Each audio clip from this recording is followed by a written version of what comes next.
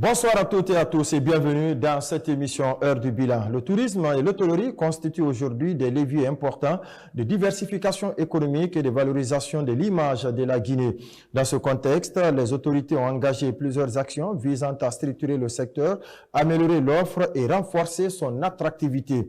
Et pour évoquer ces orientations, faire le point sur les réformes en cours et les perspectives à court, moyen et long terme, nous recevons ce soir le ministre du Tourisme et de l'Hôtellerie, Mahamoudou Abdoulaye Diallo. Au cours de cette émission, nous reviendrons sur la vision portée par son département, les priorités actuelles et les enjeux liés au développement du tourisme et de l'hôtellerie en République de Guinée. Monsieur le ministre, bonsoir. Bonsoir, monsieur Condé. Merci d'avoir accepté notre invitation sur ce plateau dans l'émission Heure du Bilan.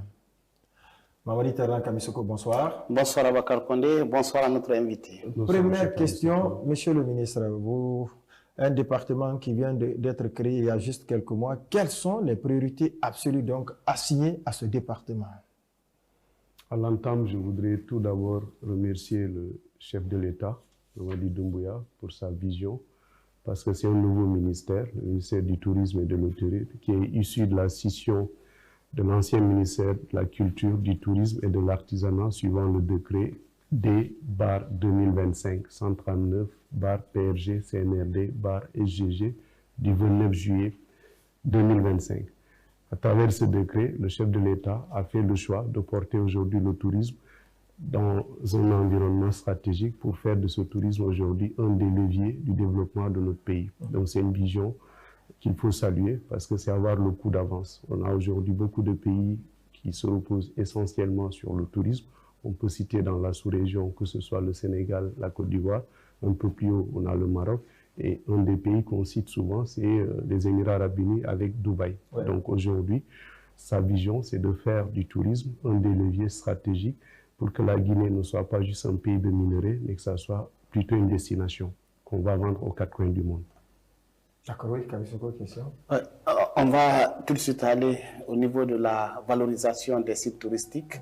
Dites-nous, est-ce que depuis que vous êtes là, un inventaire a été fait d'abord pour répertorier les différents sites touristiques du pays? Et est-ce qu'il y a déjà un plan en route pour leur valorisation? Okay. Permettez-moi, avant qu'on puisse aller sur ces phases de valorisation, de rappeler d'abord les missions et les attributions du département pour permettre à nos spectateurs de comprendre c'est quoi notre rôle. Ouais. C'est quoi la mission? C'est autour de structurer, moderniser et protéger. Donc c'est définir la politique nationale du tourisme, ensuite réformer le cadre juridique et réglementaire, ensuite aménager et valoriser les sites touristiques, ça revient à la question que vous posiez tout à l'heure, ensuite garantir l'ensemble des normes de qualité conformes dans le secteur. Donc ceci étant dit, maintenant, on doit aussi délivrer tout ce qui est autorisation, permis et agrément dans le secteur. Mais aussi, on doit réformer le cadre, comment ça s'appelle, on doit veiller à la formation, au perfectionnement dans le secteur. Comme vous le savez, c'est un secteur qui souffre aujourd'hui de compétences. Parfois, les hôteliers me disent qu'ils ont du mal à trouver une main-d'œuvre qualifiée. Donc, avec le ministère de l'Enseignement supérieur et aussi le ministère de la Formation professionnelle, on est en train de travailler sur du contenu pour favoriser les formations liées au tourisme et à l'hôtellerie, parce que c'est un secteur qui doit être porteur, donc forcément, on a besoin de la matière, du capital humain dans ce secteur. On doit aussi contribuer à l'amélioration de l'employabilité des nationaux dans le secteur, mais pour cela, il faut qu'il y ait une bonne base de formation en amont. Donc c'est un peu ça, les attributions. Maintenant, ce département a été doté d'un budget.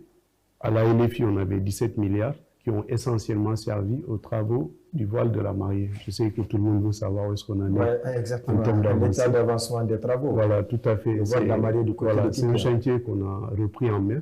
Je tiens déjà à féliciter mon prédécesseur pour le travail qui a été effectué, parce que lui qui a initié ces travaux, essentiellement aujourd'hui, c'est des travaux qui ont bien avancé. C'est plusieurs lots. Et le dernier lot, autour de 60%. Il y en a qui sont à 80%. Ça veut dire qu'avec un peu de rigueur, on devrait pouvoir délivrer dans les prochaines semaines, maximum dans les prochains mois à venir. Donc c'est une infrastructure qui devrait être opérationnelle très bientôt pour le bien-être de nos populations.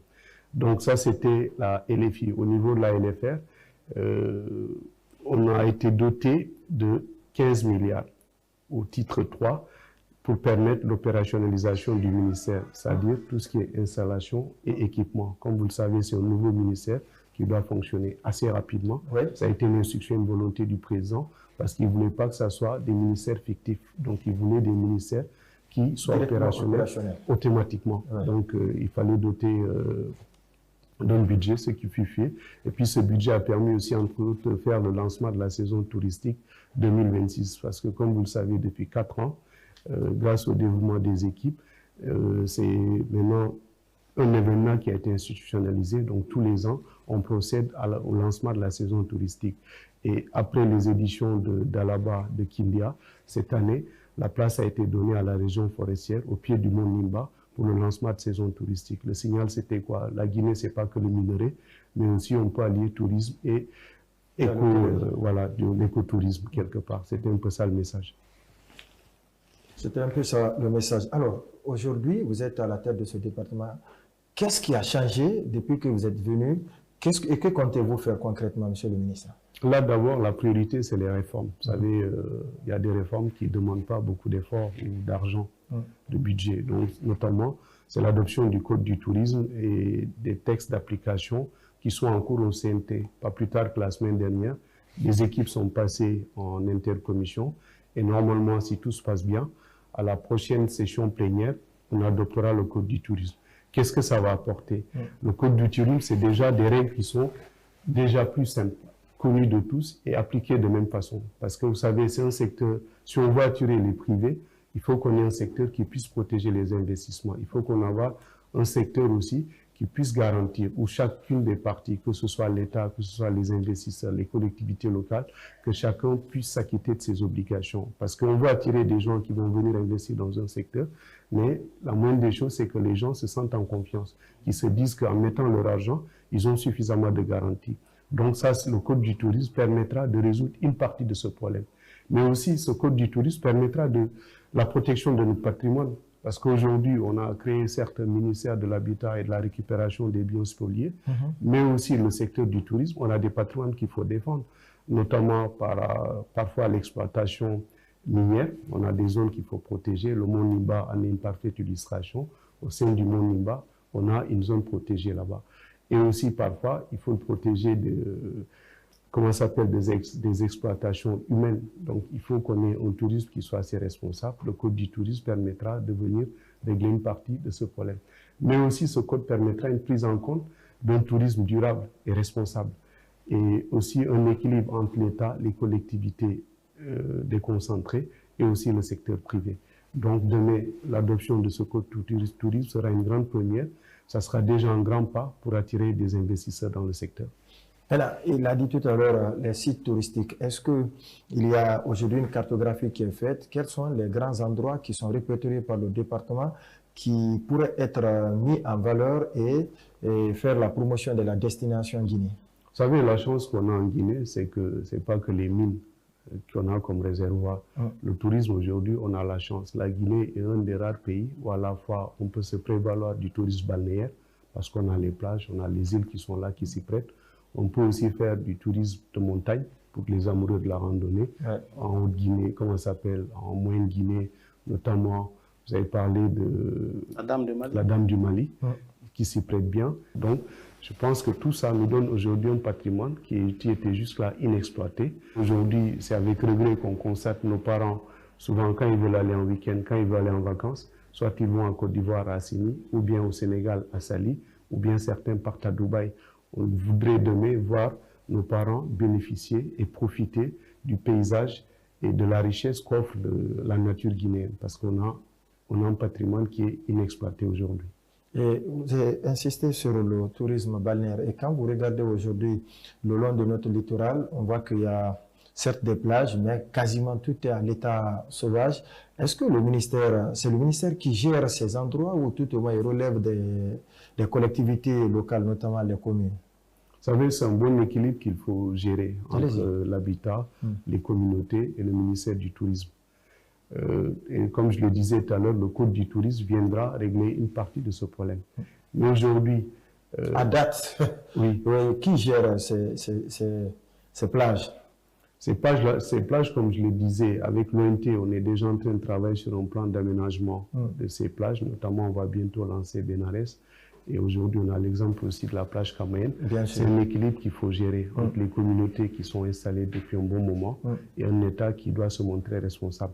Nous tous, on sait que le patron, le chef de l'État, tient à l'équilibre entre le pouvoir de l'État, mais aussi le droit des citoyens. Donc aujourd'hui, c'est un cadre réglementaire qui permettra d'encadrer toutes ces plages que vous voyez, tous ces sites touristiques, pour permettre une meilleure valorisation. Parce que la valorisation, ça ne va pas à l'encontre des intérêts de ces populations.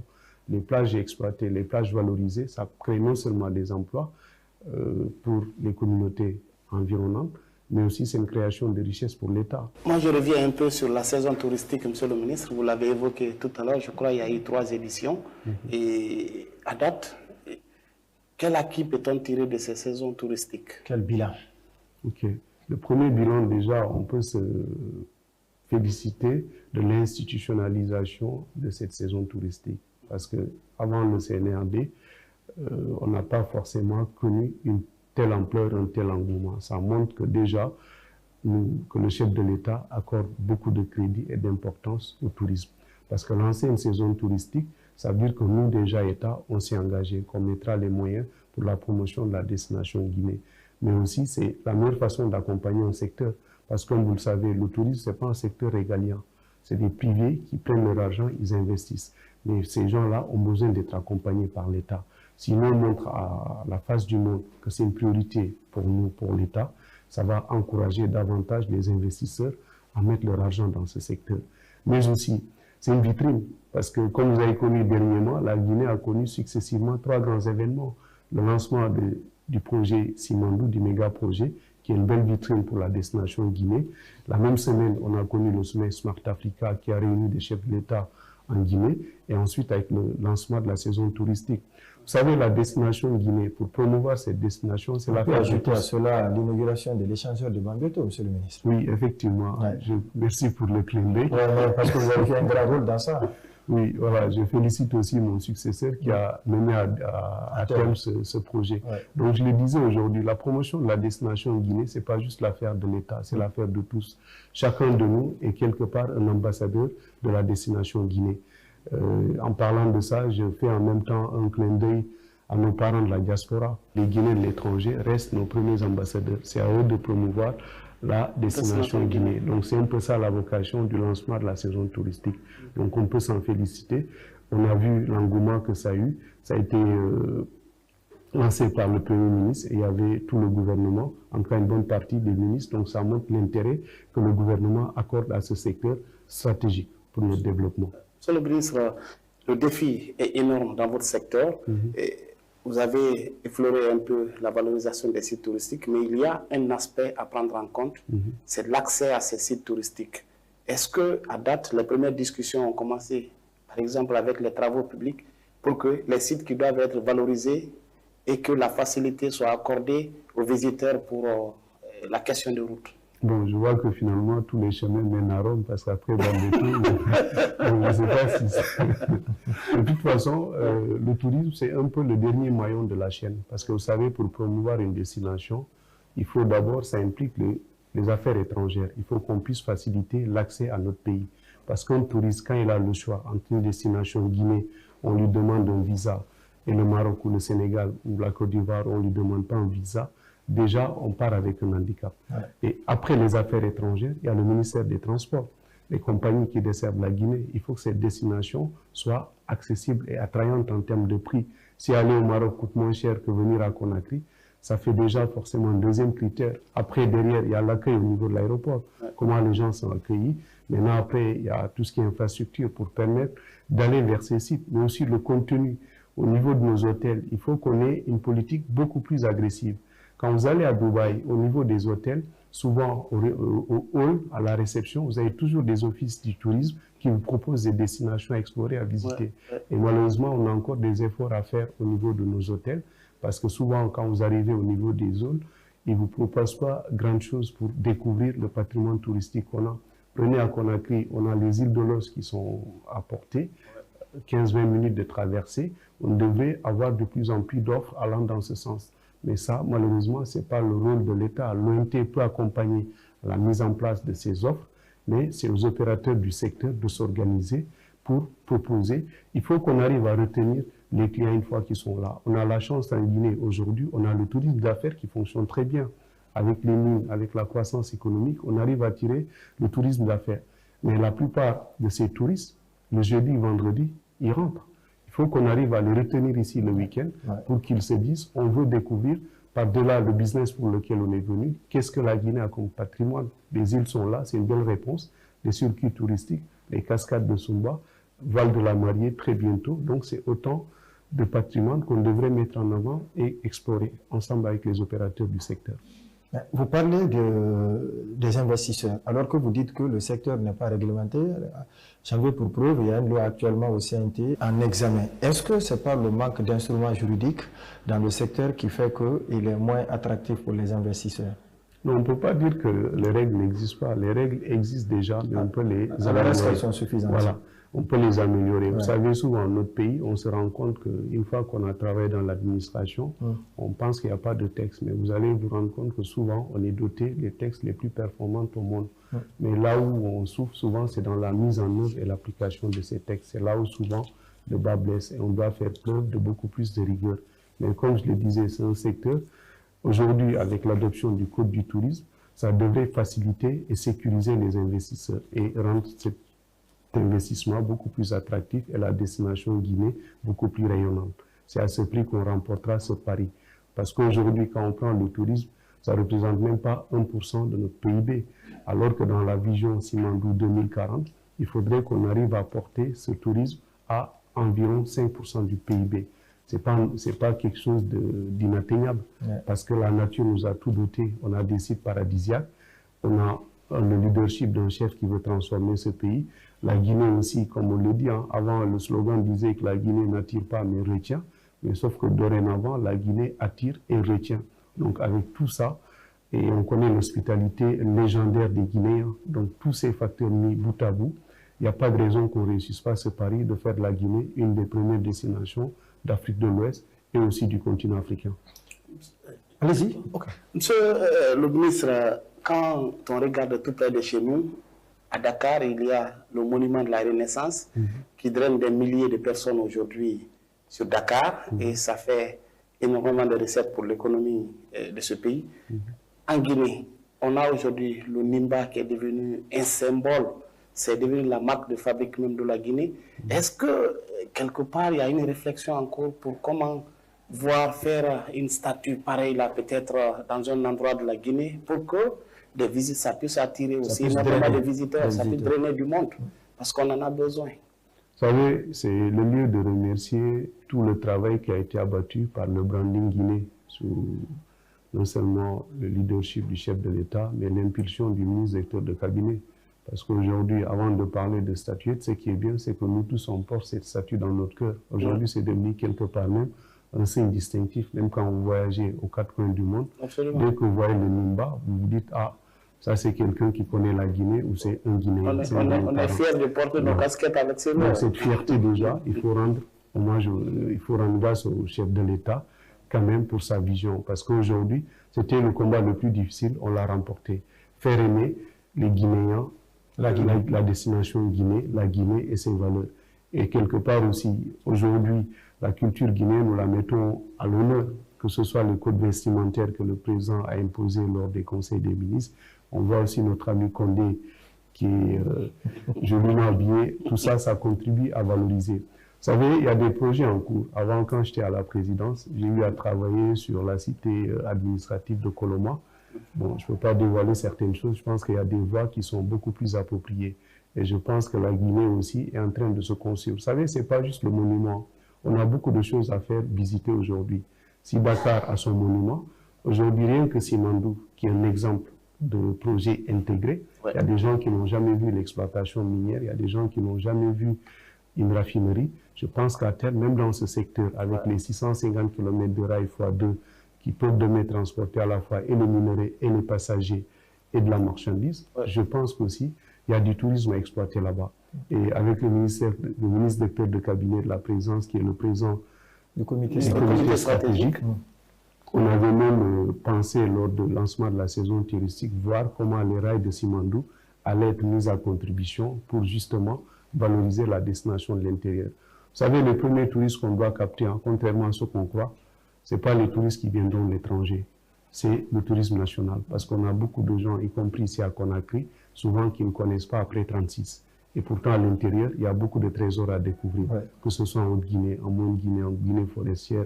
Je parle même pas de la Basse-Côte. On a beaucoup de sites paradisiaques. Parfois, c'est à la télé qu'on les découvre. Mais tout ça, avec de bonnes infrastructures, il n'y a pas de raison qu'on ne fasse pas exploser ce secteur pour lui donner la place qu'il lui est dit dans l'économie. Alors, vous avez parlé tout à l'heure du branding. Quelle est la complémentarité qui existe aujourd'hui entre l'Office national du tourisme et le branding Guinée, puisque l'Office national du tourisme, une de ses missions, c'est de faciliter la destination Guinée. Est-ce que les deux structures se complètent ou comment ça se passe concrètement entre elles? Justement, c'est deux structures qui sont dans la complémentarité, mais avec des missions très différentes. Le branding guinéen, comme je le disais d'abord, c'était avant tout l'amour de la Guinée, une identité guinéenne, quoi. On a réussi aujourd'hui à travers le branding guinéen. Mais aussi, c'est tout ce qui est valorisation de la Guinée. Donc, ça va au-delà juste du simple tourisme qu'on va avoir en Guinée. C'est d'abord l'amour de la Guinée, l'amour de soi, une identité guinéenne. C'est un peu ça, la politique de branding guinéen. Maintenant, l'Office national du tourisme, elle, c'est la promotion de la destination Guinée. Ce qui veut dire qu'il faut d'abord qu'on aime notre pays pour qu'on vienne là-bas. Donc ça vient en complémentarité de ce que le branding fait déjà. Mais je pense que c'est deux entités qui travaillent ensemble. On a vu dans certains pays où la politique de branding national peut aller jusqu'à du sponsoring avec des clubs de renommée internationale qui incitent les gens à aller visiter leur pays. Monsieur le ministre, vous ne gérez pas que le tourisme, il y a l'hôtellerie aussi. Dans ce secteur, qu'est-ce qui est en train d'être fait aujourd'hui? Les complexes hôteliers. Voilà, dans ce secteur déjà, la première des choses, on est en train d'institutionnaliser une rencontre mensuelle. Moi, j'aime bien rencontrer les acteurs du secteur. Je le faisais quand j'étais aux travaux publics. Là aussi, on a instauré une rencontre mensuelle. C'est que tous les mois, on prend un petit déjeuner avec les acteurs du secteur pour échanger sur les difficultés. Vous savez, parfois, les courriers qu'on nous envoie peuvent passer entre les mailles du filet. On a beaucoup de parapheurs, mais le fait de les rencontrer, d'échanger avec eux sur les problématiques et envisager des solutions ensemble.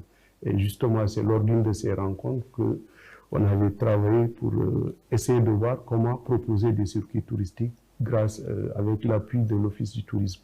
Donc ces rencontres permettent de passer en revue les difficultés qu'ils ont, mais aussi permet à l'État de leur rappeler leurs obligations. Et j'en profite aussi de cette tribune pour rappeler à ces hôteliers, ils collectent des taxes de l'État, notamment la taxe de séjour. Donc il y en a malheureusement certaines qui ne jouent pas le jeu. Ce qui doit vous amener aujourd'hui à responsabiliser chacun, parce qu'on ne peut pas collecter une taxe pour l'État et ne pas la verser. Aujourd'hui, c'est du déclaratif. Chaque complexe hôtelier se contente juste d'envoyer à la fin du mois des chiffres. Mais on est en train de travailler sur des outils qui permettront non seulement de collecter, de sécuriser, mais aussi d'identifier ces recettes de l'État. Parce que comme je l'ai dit, avec tous les défis qu'on a, les investissements qu'on doit faire dans ce secteur, aménagement et valorisation de sites touristiques, il faut qu'on arrive à trouver des sources de l'État. Vous savez, le BND ne peut pas tout gérer, notamment dans des secteurs comme l'hôtellerie et le tourisme. C'est un secteur où on doit encadrer et rendre fort le secteur privé. L'État doit juste jouer un rôle d'encadrement, veiller à ce qu'on ait les bonnes normes, les bons textes pour garantir l'équilibre entre privé et public. Mais aussi promouvoir le PPP, le partenariat public-privé. Donc avec ces outils qu'on va mettre en place, on devrait pouvoir sécuriser à la fois la collecte de données, sécuriser les recettes de l'État pour permettre un investissement beaucoup plus efficient. On revient encore sur l'hôtellerie. Vous avez évoqué tout à l'heure le manque de personnes, de main-d'œuvre qualifiée. Est-ce qu'une stratégie réelle a été mise en place pour que, au niveau de ces hôtels, que les employés soient locaux? Comme il y a 2 semaines, j'étais invité par le ministre de l'Enseignement supérieur pour aller participer à l'ouverture d'une nouvelle module de formation consacrée au tourisme et à l'hôtellerie dans une école supérieure. Ça veut dire qu'avec mes collègues, que ce soit privé ou public, école supérieure. Donc, on est en train de travailler à la fois avec le ministre de l'Enseignement supérieur, mais aussi avec la ministre de l'Enseignement professionnel, pour le contenu de ces formations. Parce qu'aujourd'hui, c'est un secteur stratégique, mais qui souffre de main-d'œuvre. Donc, pour pouvoir résoudre ce problème, il faut en amont qu'on valorise davantage le contenu de ces formations. Il faut que les gens puissent se former dans ces secteurs, que ce soit l'hôtellerie, le tourisme et la restauration, pour que demain, qu'on puisse apporter le capital humain nécessaire à ce secteur. Parce que malheureusement, on constate avec beaucoup de regrets, parfois quand on va dans certains de nos hôtels à Conakry, on se rend compte que le management est étranger. Ouais. Voilà. Et je pense que pour inverser cette tendance, il faut juste qu'on investisse dans le capital humain, qu'on puisse donner la chance à des Guinéens. C'est le lieu aussi de faire un clin d'œil. On a beaucoup de Guinéens de la diaspora qui ont les compétences, qui ont de l'expertise, qui ont travaillé dans de grandes chaînes hôtelières dans le reste du monde. C'est le lieu aussi de les inviter à s'intéresser davantage à ce qui se passe en Guinée, parce que ça pourra aider à développer ce secteur et aussi, surtout, à nationaliser les postes pour qu'on ait des Guinéens dans le management, qu'on ait des Guinéens qui président aux destinées de ce secteur qui est stratégique. Monsieur le ministre, cela m'amène à vous poser une question, la question relative à la rénovation et l'extension du Grand Hôtel de l'Indépendance, qui est un fleuron hôtelier du pays. Et votre prédécesseur avait pris un acte de résiliation du contrat et qui est dénoncé aujourd'hui. Qu'est-ce qui est en train d'être fait? Est-ce que vous avez pris le temps d'abord de fouiller ce dossier pour voir un peu c'est à quel niveau, qu'est-ce qui bloque? Parce qu'on avait dit qu'après la résiliation, l'État cherchait un repreneur. On est à quel niveau par rapport au Grand Hôtel de l'Indépendance? D'accord. Merci d'avoir évoqué cette question. Ce patrimoine tient à cœur le chef de l'État et c'est lui qui avait instruit même de prendre les dispositions pour relancer ça assez rapidement. Mais ça passait par la résiliation du contrat qu'on avait confié aux prestataires avant. Je pense que le contrat datait de 2019 et on a constaté malheureusement avec beaucoup de regrets, en 5 ans, il ne s'est pas passé. Donc moi, quand je suis arrivé, une de mes premières priorités, c'est comment réhabiliter ce joyau de notre patrimoine historique, mais aussi national, qui est en emplacement stratégique. Et au moment où on parle, on travaille sur 3 pistes. Okay. La seule chose que je peux vous dire, vous savez, les projets dans l'administration, c'est un peu comme la circulation guinéenne. Parfois, quand vous mettez le clignotant, vous avez du mal à tourner. Donc souvent, on avance d'abord et après, on mettra le clignotant. Donc souvent, si on se met à dire sur les plateaux les plans qui sont prévus, et après, c'est difficile de les mener en œuvre. Et moi, me connaissant, tous les gens qui me connaissent savent que je suis souvent orienté résultat. J'aime pas trop parler. Je préfère être jugé sur le résultat. Mais ce qui est sûr, on a 3 projets sur la table. On est en train d'étudier pour voir celui qui sera le mieux adapté par rapport à la vision du chef de l'État de Simandou 2040 pour réhabiliter assez rapidement ce site. Donc, c'est une histoire de semaines, voire maximum de mois, pour relancer ces travaux. J'en profite aussi, il n'y a pas que le monde, comment ça s'appelle, il n'y a pas que l'hôtel, le Grand Hôtel de Conakry, mais aussi il y a l'hôtel Bel Air, aujourd'hui un endroit paradisiaque. On est en train de travailler pour attirer des investisseurs, pour en faire un resort. Parce qu'aujourd'hui, comme je le disais tout à l'heure, malheureusement, quand on va aller en vacances, on va aller se reposer, on a toujours tendance à privilégier Assini en Côte d'Ivoire, Saly au Sénégal, ou même Dubaï ou le Maroc, alors qu'on l'a ici apporté. Donc j'en profite pour faire un clin d'œil aux investisseurs, que ce soit nationaux, internationaux, mais aussi à nos parents de la diaspora, qui ont parfois de l'argent à investir, mais ils ne savent pas dans quel secteur y aller. Je pense que le tourisme, ces complexes hôteliers peuvent être l'occasion de faire des investissements. Mais il n'y a pas que ces 2 projets, le Grand Hôtel d'Indépendance, l'hôtel Bel Air, mais aussi on peut parler Val de la Maria à Kindia, qui est presque fini. On peut parler de la construction du site écotourisme Walia de Kindia. On peut parler de l'hôtel du tourisme Salah de la Baie. On peut également parler des projets qui sont prévus au Mont-Nimba, mais aussi à Massanta, en Guinée forestière, où on compte aussi construire là-bas des complexes hôteliers touristiques. Mais aussi, c'est le lieu aussi de parler. On travaille aujourd'hui sur un concept de chaîne d'hôtels Simandou. Ça veut dire une chaîne d'hôtels Simandou, avec le ministre directeur de cabinet à travers le comité stratégique Simandou. Aujourd'hui, vous allez à Moribaya, vous arrivez là-bas, il n'y a pas un endroit où dormir, quasiment dans toute la zone. Et nous tous, on sait que dans la vision du chef de l'État de Simandou 2040, non seulement il y a le port minéralier qui sera là-bas, mais aussi il y a le projet sidérurgie qui est prévue. Et à terme, ça sera un poumon de notre économie. Mais il faut qu'on arrive à mettre là-bas une chaîne. Donc aujourd'hui, on travaille sur une idée, les études sont en cours pour pouvoir lancer une chaîne d'hôtels Simandou. Et au-delà de Moribaya... Sur le long du corridor. Oui. Au-delà de Moribaya, c'est d'arriver à l'implanter dans chaque région naturelle. Cancan, Labé, Basse-Côte, mais aussi en Guinée forestière. Parce qu'aujourd'hui, dès que vous dépassez Conakry, vous vous rendez compte que l'offre d'hôtels est très limitée à l'intérieur du pays. Je prends un exemple. Souvent, quand les gens se rencontrent à Cancan pour la Mamaya, on se rend compte qu'il n'y a pas assez de capacité d'hébergement. On est obligé de recourir à des villages chez les particuliers. On a aussi des exemples quand on fait de grands événements à Mamou, quand on fait de grands événements à Labé, quand on fait de grands événements à Zérékoré, on se rend compte qu'on n'est pas prêt. Mais ce qui est sûr, avec le leadership du chef de l'État, avec le rayonnement de la Guinée, on sera de plus en plus amené à abriter des rencontres continentaux. Donc il faut qu'on arrive à accroître l'offre hôtelière, parce qu'on a vu, on a été mis à rude épreuve lors de Smart Africa. On a juste eu 2 chefs d'État, des chefs de délégation et d'autres délégations, une dizaine.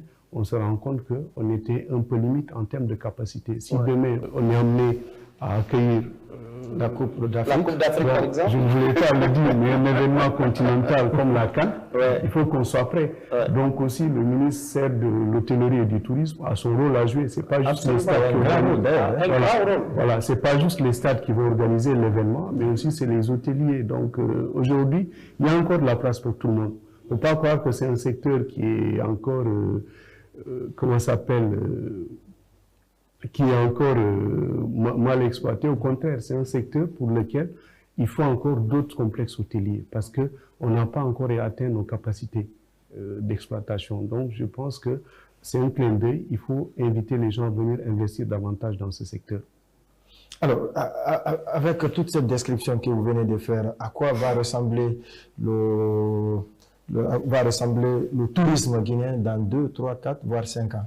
Dans 2, 3, 4 années, le premier engagement qu'on peut prendre, comme je le disais, tous ces sites que je disais, que ce soit le Grand Hôtel, l'Indépendance, l'Hôtel Bel Air, que ce soit Nimba, Voile de la Mariée, mais toutes ces plages que l'on était en train de valoriser, on va déjà créer un cadre attirant pour nos touristes, mais aussi pour nos concitoyens. Comme je le disais, notre premier cible, c'est le tourisme domestique. Je n'aime pas le mot domestique, mais c'est le tourisme national. C'est d'abord inviter nos gens, Condé qui prend sa famille le vendredi après le travail, prendre un bateau à partir de Sandarvalia avec la société navale pour aller passer un week-end au resort de Bel Air. C'est un peu ça, la vision et le projet. Mais pour ceux qui n'ont pas les moyens d'aller faire ça, le week-end, ils peuvent aller à Benares, ils peuvent aller dans une des 5 plages qu'on va valoriser, dans lesquelles il y aura à la fois des espaces de loisirs, il y aura de l'hébergement, il y aura de la restauration, pour aller se détendre là-bas en famille. Parce que vous savez, la Guinée, c'est un pays où on travaille énormément, contrairement aux idées reçues. Parce que si on voit la croissance qu'on a obtenue, et bientôt une croissance à 2 chiffres, si on est classé en termes de croissance comme 2e pays africain, si on a réussi à obtenir tous ces indicateurs économiques, c'est que derrière, il ne faut pas se voiler. C'est qu'il y a eu beaucoup de travail qui a été effectué. Mais ce travail, ce n'est pas seulement l'œuvre de l'administration. Le secteur privé a apporté sa part à l'édifice, mais aussi le secteur informel. Donc tous ces acteurs, il faut aussi qu'on arrive à concilier travail et bien-être. Donc le bien-être, c'est offrir des gens, à nos concitoyens, des offres qui puissent les permettre d'aller se reposer le week-end. C'est un peu ça le plus. Peut-être une dernière question à mon niveau. Vous avez évoqué énormément de projets qui sont en vue. Est-ce que parallèlement, vous avez fait une projection aussi en termes de rentabilité, de recettes, si tous ces projets qui sont annoncés, si toutes ces réformes qui sont annoncées sont mises en œuvre, la Guinée, le secteur du tourisme et de l'hôtellerie peut rapporter, par exemple, jusqu'à quelle hauteur, jusqu'à quel pourcentage de recettes au sein de l'économie ou du budget? D'accord. Comme je le disais, c'est un secteur stratégique et pas forcément régalien. L'État doit intervenir dans l'encadrement, la mise aux normes et aussi créer un environnement, un écosystème qui puisse être favorable et propice à l'investissement et au boom du secteur. Aujourd'hui, si on prend les données qu'on a, le tourisme, c'est moins de 1% du PIB. Et l'objectif dans la vision Simandou 2040, c'est de porter comment s'appelle, le tourisme à 5% du PIB. Ce qui n'est pas impossible, parce que quand on prend certains pays de la sous-région, ou le Maroc, on est autour de 8%. Ça veut dire qu'on a une marge de manœuvre.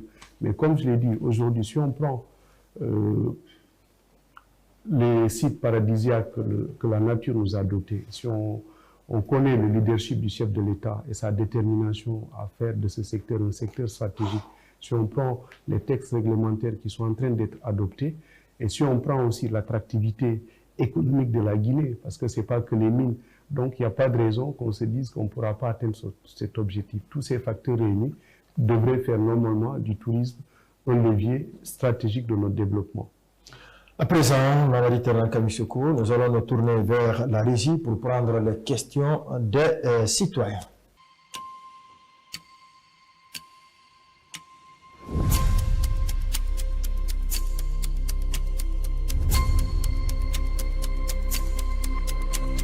Monsieur le ministre, on a un premier citoyen, Suleiman Traoré de Somfonia, qui dit: Monsieur le ministre, quelles sont les stratégies concrètes que votre département met en œuvre pour renforcer l'attractivité touristique de la Guinée, notamment en valorisant nos sites naturels et culturels, tout en garantissant un tourisme durable et bénéfique pour les communautés locales? Donc, je remercie M. Traoré pour sa question assez pertinente. Je pense qu'on l'a parcouru plus ou moins. Ouais, tout le long de l'émission. Voilà, quand on parle d'attractivité, ça passe par un cadre réglementaire qu'on est en train de faire adopter. On parle aussi d'investir, de valoriser ces sites touristiques, mais aussi dans les infrastructures. On en parlait aujourd'hui, la Guinée, quasiment, c'est au moins 300 km de routes bitumées par an. Donc, ce qui fait qu'on est en train de régler aussi un gros handicap qu'on avait. Aussi avec le ministère des Transports, bientôt on aura les aéroports régionaux, en plus de la modernisation et l'extension de l'aéroport international Ahmed Sékou Touré. Donc tous ces facteurs réunis devraient contribuer à la promotion de la destination Guinée. Donc tout ça aussi, ça veut dire quoi? On doit continuer à doter quand même ce ministère des ressources financières nécessaires pour pouvoir mener à bien sa politique. Voilà, sa politique. Donc voilà, pour accélérer aussi le décaissement, pour la réalisation de ces projets d'aménagement et de valorisation de ces sites touristiques. D'accord. Deuxième question. Il y a Mambi Keita de Somfonia qui dit: Monsieur le ministre du Tourisme, quelles dispositions avez-vous pris pour valoriser les ports négriers qui retracent notre passé? Tout à fait. Vous savez, le tourisme, effectivement, ce n'est pas juste le tourisme balnéaire ou bien les montagnes ou bien les sites protégés. Il est historique aussi. Voilà, mais la Guinée a une histoire avec un patrimoine historique qui est inestimable et ces ports négriers font partie. Donc aujourd'hui, on a une politique de valorisation de ces sites culturels, que ce soit à Nyarasola, où on a un projet qui est prévu de campement écotouristique, mais aussi ces ports à terme. On ne peut pas mentir aux citoyens, on ne peut pas tout faire en même temps. L'État n'a pas les moyens. C'est progressif. Il faut identifier les priorités. Tout à fait. Mais et parmi les priorités, il y a ceux qui sont prioritaires aussi. Tout à fait. La dimension culturelle dans le tourisme est importante parce qu'aujourd'hui, on a beaucoup de sites comme ça, comme le port négrier, qu'on peut faire visiter. Et je pense que ça fait partie de nos priorités. Et au fur et à mesure, on va revaloriser ces sites pour les rendre beaucoup plus attractifs. Et aussi que ça puisse bénéficier, bien entendu, aux populations locales. Okay. Troisième et dernière question.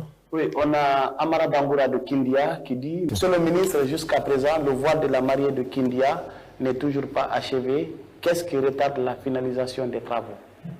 Bon, le voile de la mariée, c'est l'un des premiers projets que j'ai trouvé sur la table. Je tiens aussi à féliciter mon prédécesseur qui a lancé ces travaux.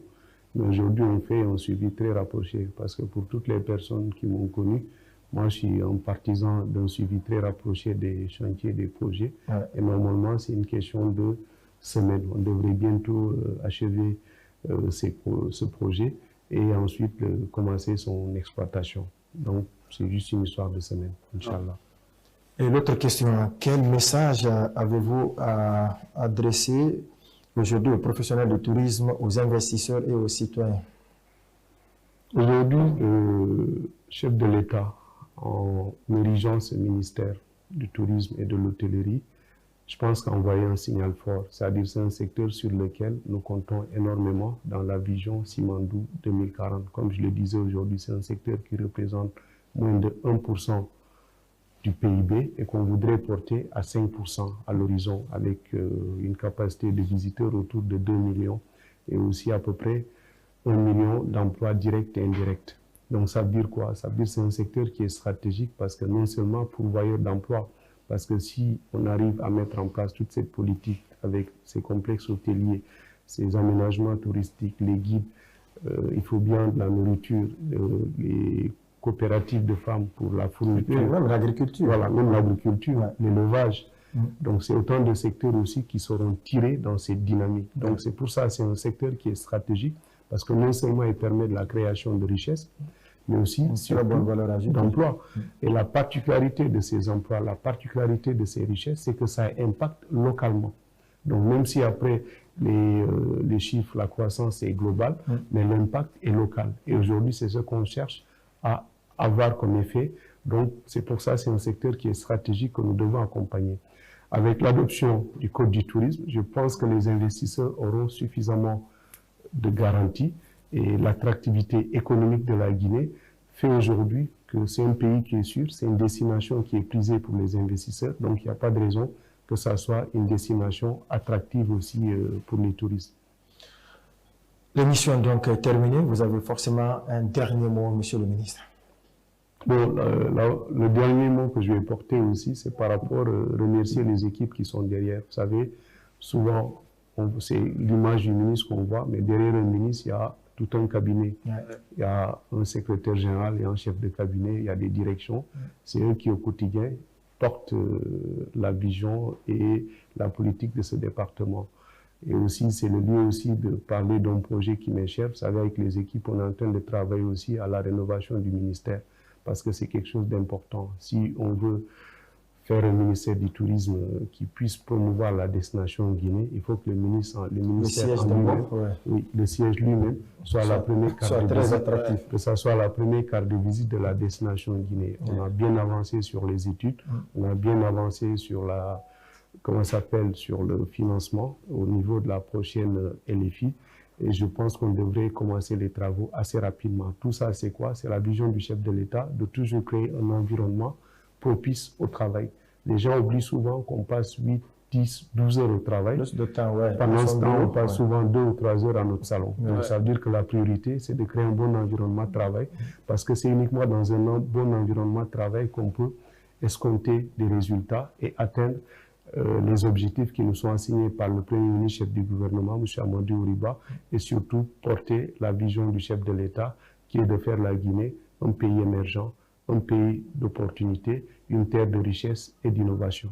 En tout cas, vous avez créé un cadre décent au niveau du ministère des Travaux publics pour les travailleurs de ce département. Merci à vous, monsieur le ministre, d'être passé dans cette émission Heure du Bilan pour faire justement le bilan du ministère du Tourisme et de l'Hôtellerie. Merci à vous également, Mamadi Terran Kamisoko. Merci. Ça n'est donc terminé pour ce top numéro, chers téléspectateurs. Merci de votre fidèle attention. On se retrouvera avec un autre ministre pour parler de son département. Portez-vous bien.